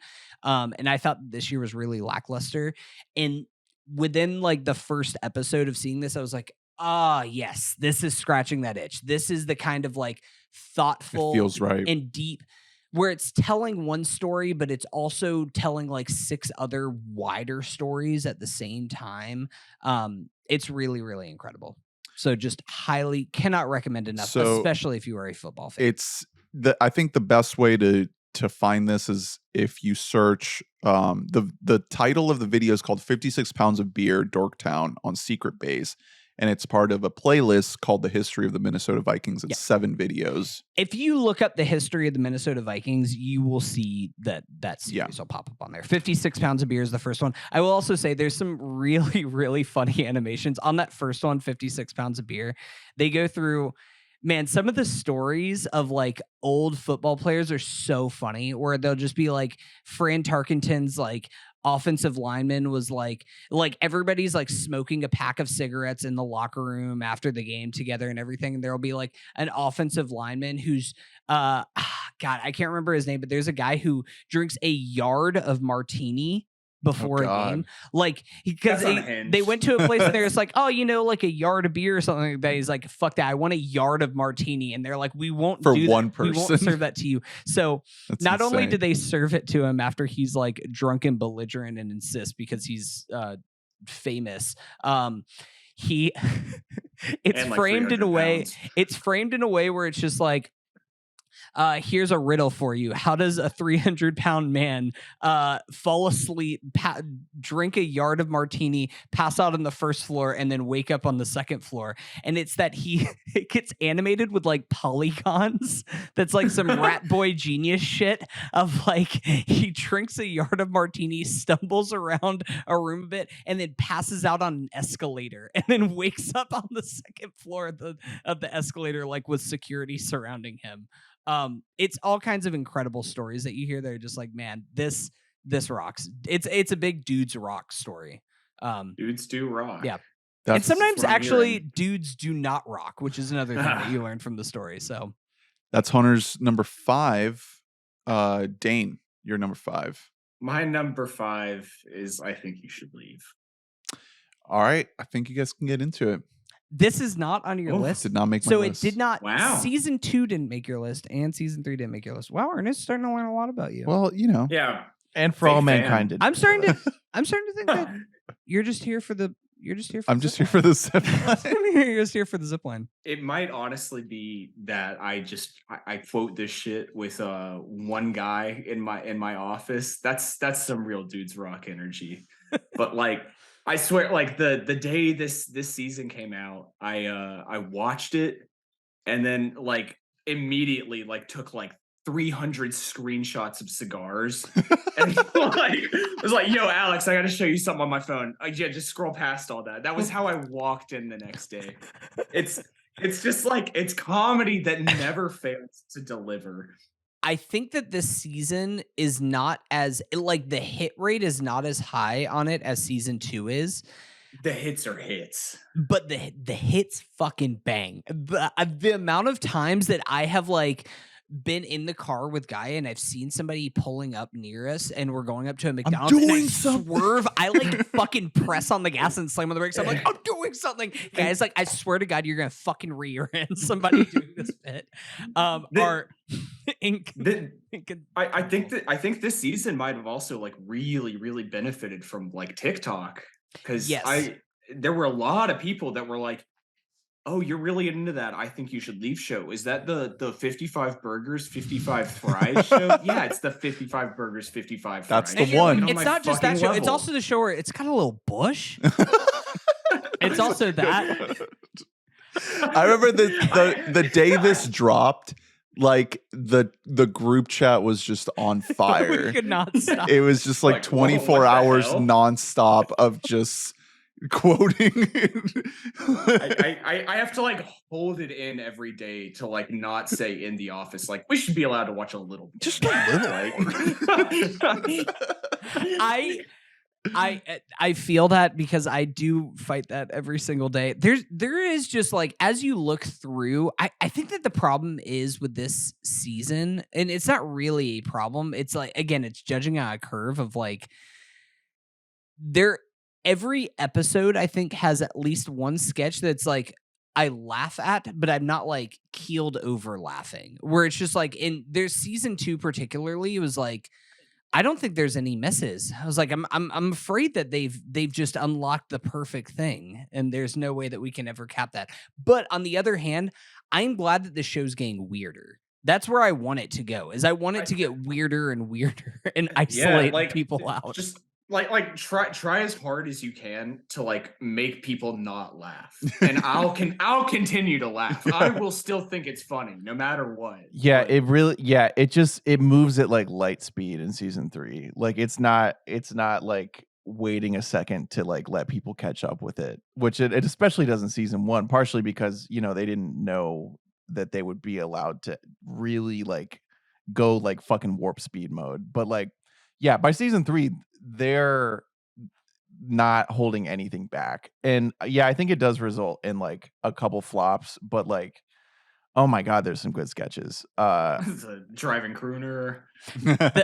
I gotta figure out how to make money on this. One of the longer sketches that I really love is the kids sketch with Jason Schwartzman. Just the guy can't stop talking about his kids, and then everybody following him around, just like, stop following me, stop doing what I'm doing. You made me too popular. Like that's a fucking awesome one. There are so many really signature ones. I love Will Forte's ponytail guy. Oh man, the sidewalk one it's just that's one of those that has like 5 layers of depth to it, where you're laughing that he's stuck there, and then you're laughing because of all the cigars, and then you're laughing because of the ass photo of it is going all the way down. And you're laughing because there's a guy across the street who's watching this all happen who also has a ponytail. Like, it's the layers to all of these sketches is unreal. And so like, I think it also really benefits from like, your favorite sketches are not necessarily my favorite sketches. It's got the range. Like, like I do. Again, I love the ponytail sketch. Do I think that makes my top 10 season 3 sketches? I don't know. I don't think it does. It was just the easiest thing for me to do, to save 300 photos of cigars from my camera roll. That was an easy bit. Super easy bit. The Tim Heidecker club, oh my God, going to haunted house and yeah. Club Aqua. That was great use of him. I was just happy for the Forte sketch, because Forte is like in a lot of ways the godfather of this show. Like he originated a lot of this type of humor. His co-writer John Solomon writes for every episode of the show, and his sketch in season 1 just like did not really. It didn't give you the full Forte experience. So I was happy to see that. Yeah, great Heidecker.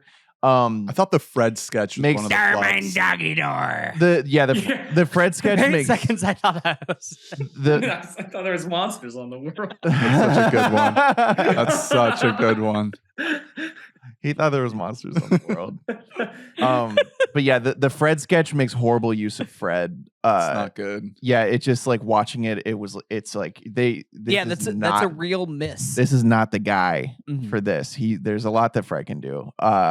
Zipline sketch, obviously. You get generally I think you should leave is great for TikTok, because you can just he emotes so hard. You sure about that? Yeah, that goes crazy. You can just do the little cutout like GIF of him basically and put it on any video. They're like, God, I've got to figure out how to make money off of this. It's simply too good.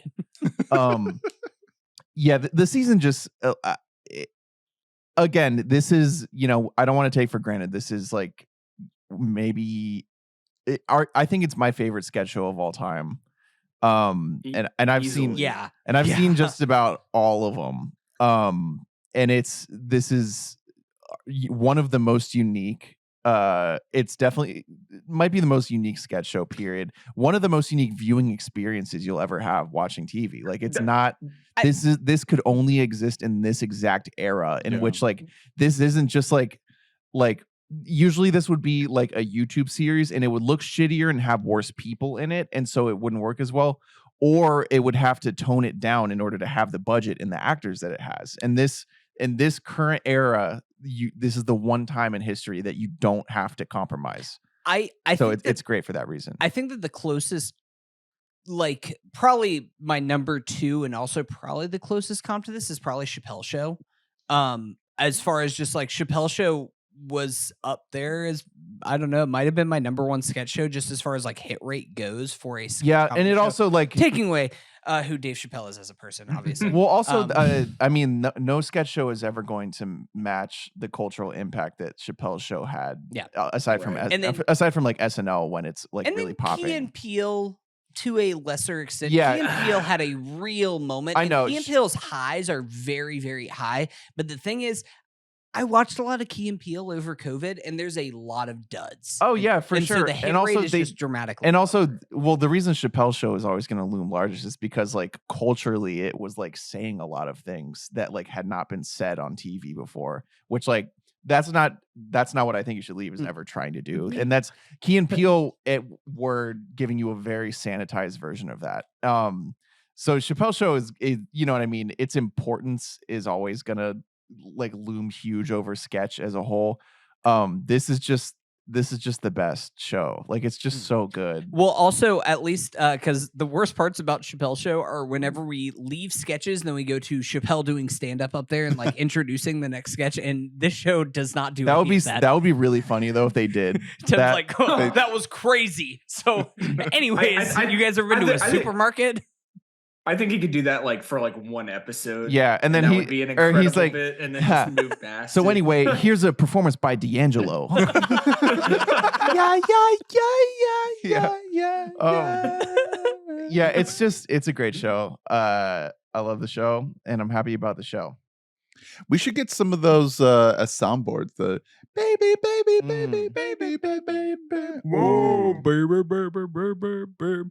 It's a banger. It's like whenever I was making my list, putting it at 6 felt bad. But it's literally just that everything above it is like the thing is top tier. It's something different. I also think that like on any given day, like this would just be my number one. I mean, if we're doing like number of times I will watch things that are on my list, then it's number one by a fucking country mile. The rewatch. Because the rewatchability of a show like this is just far surpasses pretty much anything else that we're going to talk about here. It's not heavy at all, unless like the episodes you're are afraid to like some of the episodes are like 18 minutes, man. Like you just throw it on.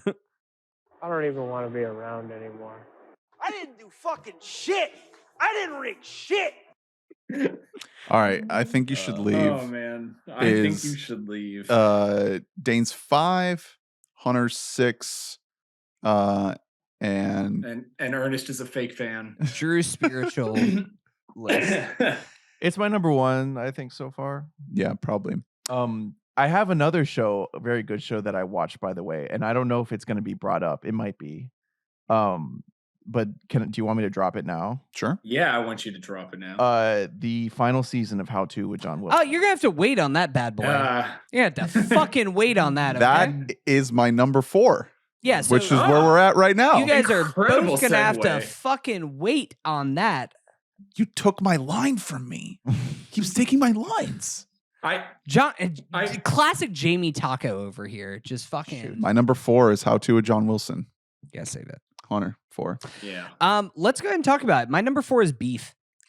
Wow, what a show, man! So this show is kind of shocked me in a way that like I was not expecting. So I just won a bunch of fucking Emmys, which is kind of surprising if you watch the show that this is the one that people like all swept. Yeah, but up. it's just that good. It is that good. It's kind of undeniable in a lot of ways. Like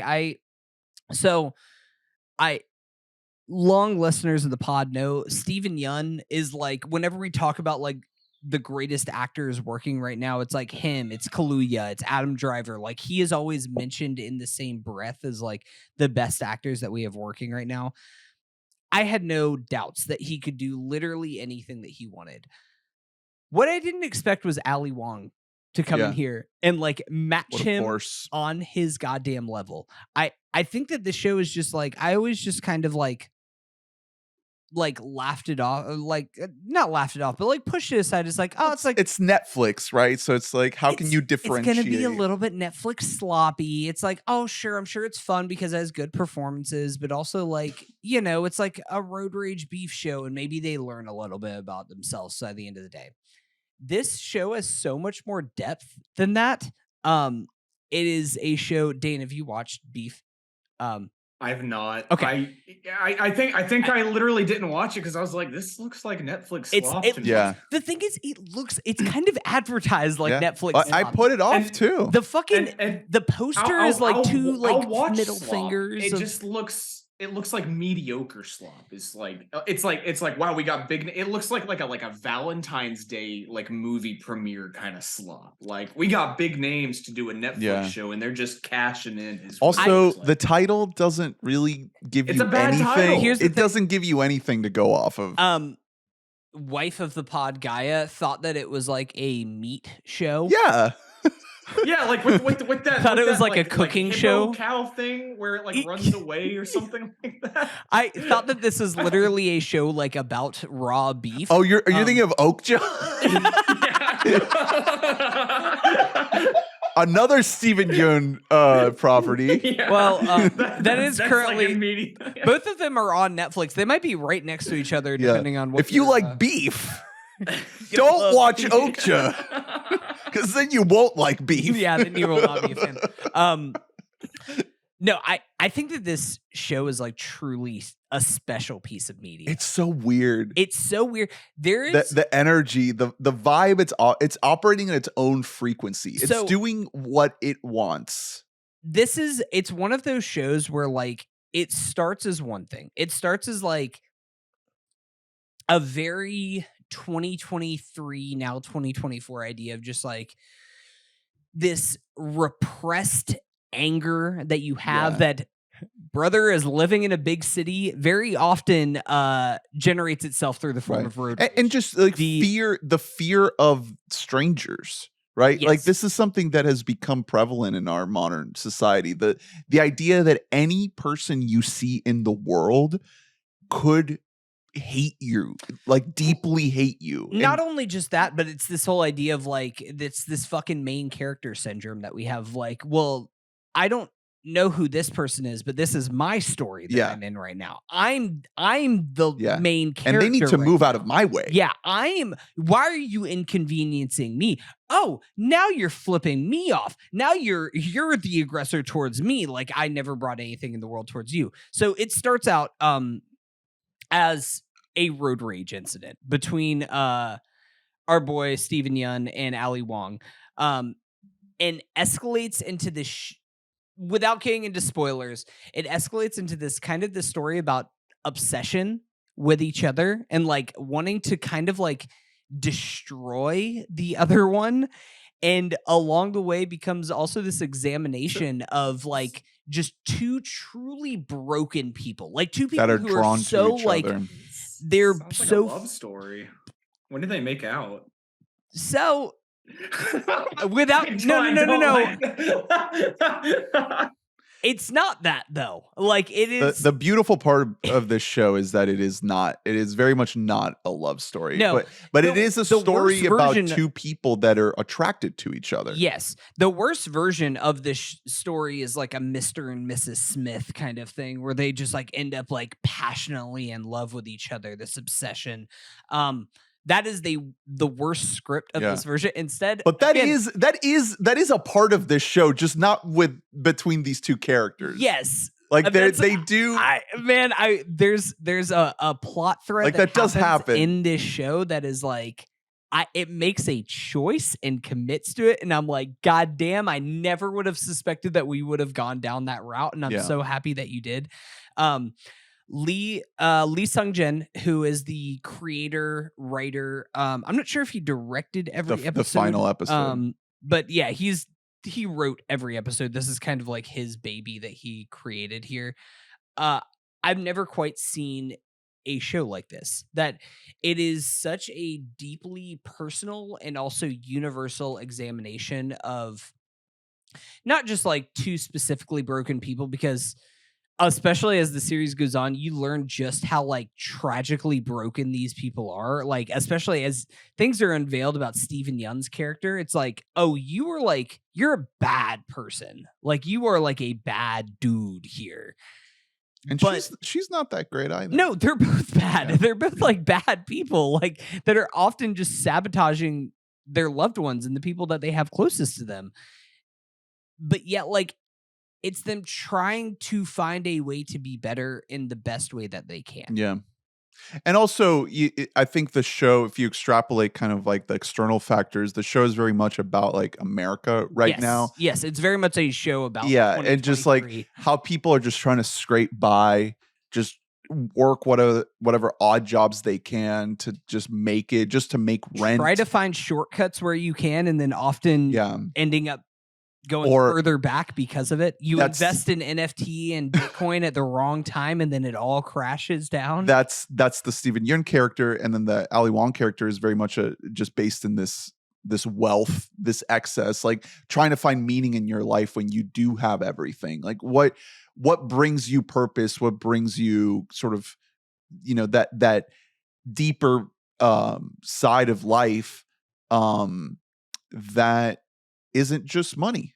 What else do you look for? That's another thing in this show. I also want to shout out the music in this show. Gorgeous. This show is fully leaning into like the late 90s, early 2000s, like butt rock, for lack of a better term. I don't even want to call it that because it's done with such a loving, it's not ironic. Yeah, it's expertly deployed. It's like, they play these songs like Incubus and Hoobastank. Like, man, the rocks. There is a The Reason needle drop that like I clapped whenever I saw it. I was the end of episode 1. This rocks so hard. I'm not a perfect person. After you see somebody just do the grossest shit that you can do to another person, it's really, really, really good. One thing I'll say is this show really does suffer from the Netflix of it all, where it really grabs you in the beginning. It starts out super strong, but because it's a binge, I think that the back half of the season kind of blends together a little bit.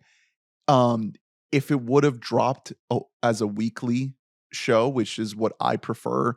I mean, I like binging shows too, but there's just something about being able to watch shows weekly communally, like being able to like read the recaps online, like see the conversation, listen to podcasts about it with every individual episode. This didn't have that. Yeah. So it's like you just kind of consume it all.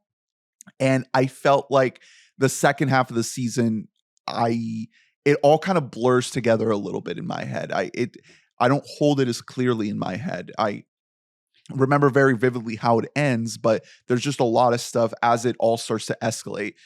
I mean, it gets very, very memorable at the end. Like there's just a sequence in a house and then a sequence in a desert that are just very, very memorable. But there's a lot of other stuff that's like, okay, the binge model kind of doesn't do service to everything that this show is trying to do. I wish that Netflix would find some way to try a weekly release because it's not ideal. I do hear that, and really like 99 times out of 100, I'm all with you that I prefer the weekly release. Maybe it's just because I personally consume this in a binge. This was a thing where I was just like, oh, I'm just home for the day. I've heard a lot of great things about Beef. I guess I'll just check this out. And then like 9 hours went by and I had watched this entire show because I think that it is insanely bingeable. I think that it is something that flows really well together. A lot of that is because of the writing. It's because the main two casts that we shout out, but it also like it. I think that because it's such a confined story about just these two people, I don't necessarily remember episode to episode. Like there's like a Vegas episode, and I remember like things like that where it's a destination. But like, I wouldn't be able to say like this is episode 4, this is episode 6, but I can remember the arc of the sense of escalation. How like at every opportunity that these people have to drop it, they don't. They keep upping it. Could always, one of them could always just drop it and let it go, but they always are about to, and then they're like, they get pissed off because of something else in their life, and they're like, hey, fuck Wad. Like, just want to dive back in to get pissed off again. It's like, really this good. is the only outlet that they have been able to find. I also wanted to shout out, speaking of the actors of the show, Joseph Lee, who plays Ali Wong's husband in the show, George Nakai. He is incredible. Like he is unbelievable. And then I had to give a shout out to my boy, star of one of my favorite movies of last year after Yang, Justin H. Min, who plays this like buttoned up pastor slash youth. Is he like, Yang? Is he the robot? Yeah. Oh, wow. I didn't catch that. He plays in Beef, he plays like this like youth pastor type guy, like a guy who plays in the church choir, like he plays the acoustic guitar and like does his whole thing. And then he fucking snaps and loses his mind at like a church basketball game, and it sends him on this downward spiral. That he gets it's schooled. incredible. He's so cool. I love Justin Min so much. I'm like buying all the fucking stock on this dude. The I love him so much. role that religion has in this story is really interesting. So that's one other thing. That spirituality. So there is an episode, a scene, and I think it's episode 3 or 4 when he sings. It's whenever he goes and they're singing Amazing Grace in the church. And it's a Stephen Young scene where he walks in to this church choir and he goes there like kind of without spoiling anything, like kind of under false pretenses. Like he kind of goes to this church, like not necessarily for 100% the right reasons. But he walks in there and they start singing like Amazing Grace, and the shot for like 3 minutes, a camera is just fixed on Stephen Young. And it is one of those things that there's only a handful of actors in the entire world who can make the scene work, and it's not corny. But it's him singing Amazing Grace, and you just see him break down. Yeah. You just see him like fully just have this moment of just like, what have I done? What have I become with my life? In a way that is so deeply profound. It brought me to tears while watching this. He's like so I was good, just man. like, oh my God. Like it's something where it's like, you kind of just got to hand him the belt. Like after you watch a scene like that of like, I don't know. I can't name 3 other people on earth who could like do a scene and pull this off in the way that you just did. And then he grabs the guitar and sings Drive by Incubus.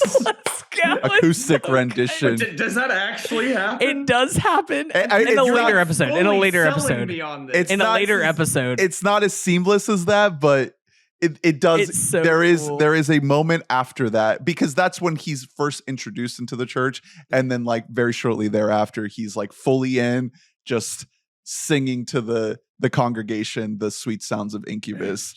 It's amazing. Shit rules. It's so fucking good. Like it is like it's one of those things that, and a show that we haven't talked about yet, but we're going to talk about eventually, The Bear, where it's like winning all the awards, and I'm like, yeah, no, keep giving it awards. Like it deserves all of them. Like just keep going. You get these once in a generational shows, and it's like, all right, let's fucking award them then. I don't know. Just to stay on the soundtrack again, this is like one of the things that I connected to the most with this show. Nuki by Limp Bizkit. Limp Bizkit gets on there. Fly by Sugar Ray. Self-Esteem by The Offspring. Lonely Day by System of a Down. Oh my God. The Lonely Day needle drop is incredible. It's after a really dramatic scene where you think that a character might die, and just you start to hear doom, doom, doom, doom, doom, such a lonely day. It's so good. It's incredible. Every song that you've like, or song and artist that you've mentioned, I'm like, this is an incredibly narrow I know. That's one of those things where I'm like, and it's like a niche that I'm like, oh yeah, let me just fit right in there. I can't believe that this is like winning every fucking Emmy and shit. Like I kind of can't. It's kind of undeniable. And then they throw in Christina Aguilera, Genie in a Bottle, All Is Full of Love by Bjork, and then Smashing Pumpkins, Mayonnaise. Yeah, we get. Like, I mean, not even like one of the big hits. Yeah, you get mayonnaise. Yeah. This is why I need Lee to watch this show. She kind of dropped in a little bit here and there. She didn't stick through the whole thing, but like this is her music. Like this is her people, and I just need her to absorb this world because it's just so incredibly well done. Like I said at the beginning, it's on its own frequency. I've never seen anything quite like it. It's just doing its own thing. Absolutely phenomenal. It's beef. Hunter's 4. My 8 feels a little low based on that conversation. I think talking about it really makes me like it more. But again, that there's just something about the Netflix binge. I it makes it less sticky. Maybe Netflix is dipping their toes into like sports and everything. Maybe eventually one day. Cinema. Did you see that they're doing a spotlight of 1974 films, reaching their 50th anniversary? Oh, yeah. So, Ted, come through. Ted. All right. Not Ted the show on Peacock. Ted Sarandos. No. Well, Ted, you also come on the show. I hear good things. I know. Are we gonna watch Ted? I'm mad that I've seen like 3 different Twitter clips that made me laugh, and I'm like, I know. I should watch the show. I think if I watch it, it's just gonna be like, this is not as good as those clips. We're watching the highlight reel.